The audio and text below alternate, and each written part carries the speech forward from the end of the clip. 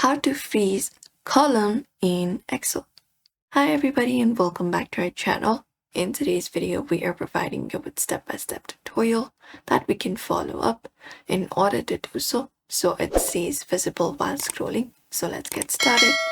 For that, we can open up our Excel sheet and go to the View tab. So if you want to freeze the first column, you can just go over and look out for the View tab in the top. And here, what we can do is we can click on the option called Freeze Beans, this one right here. After that, you can select the option called Freeze the top row or the Freeze first column and select that option. After that, that column will be basically freezed. The leftmost column A will stay fixed, this one right here. Now, if you want to freeze multiple columns, what we can do is we can click on the column just to the right of the column that you want to freeze. For example, this.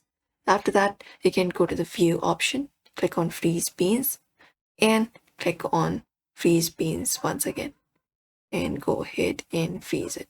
So go ahead and select that option and freeze those. And all of the columns will be frozen.